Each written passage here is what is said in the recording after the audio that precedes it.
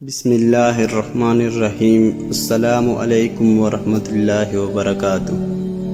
حضرت انس بن مالک رضی اللہ عنہ تعالی عنہ سے روایت ہے، کہتے ہیں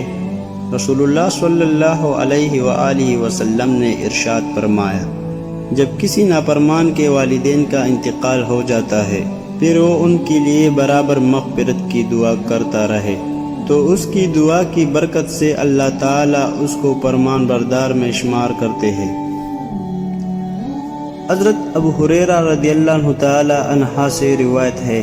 رسول اللہ صلی اللہ علیہ وآلہ وسلم نے ارشاد فرمایا،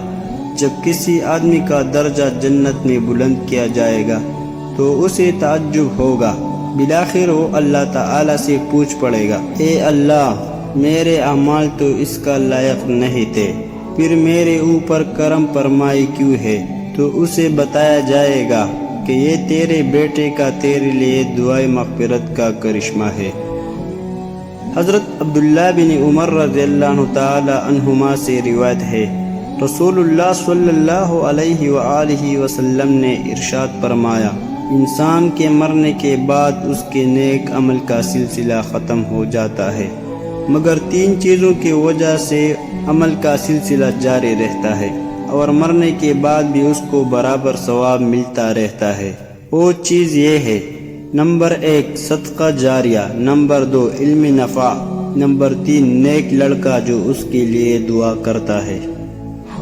حضرت عبداللہ بن دینار رحمۃ اللہ حضرت عبداللہ بن عمر رضی اللہ عنہ تعالی عنہما سے روایت کرتے ہیں کہ ایک مرتبہ مکہ مکرمہ کا راستے میں عبداللہ بن عمر سے ایک دیہاتی کی ملاقات ہو گئی۔ عبداللہ بن عمر نے اس کو سلام کیا اور اپنی سواری پر بٹھایا اور اس کے اعزاز و اکرام میں اپنا عمامہ اس کے سر پر رکھ دیا۔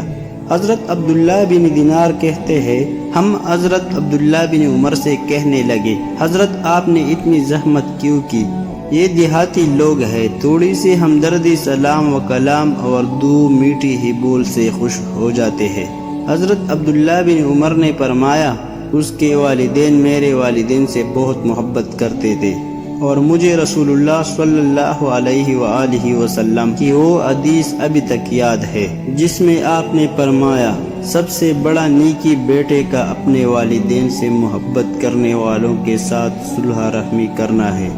حضرت عبداللہ بن عباس رضی اللہ عنہ تعالی عنہما سے روایت ہے کہ حضور صلی اللہ علیہ وآلہ وسلم نے ارشاد فرمایا،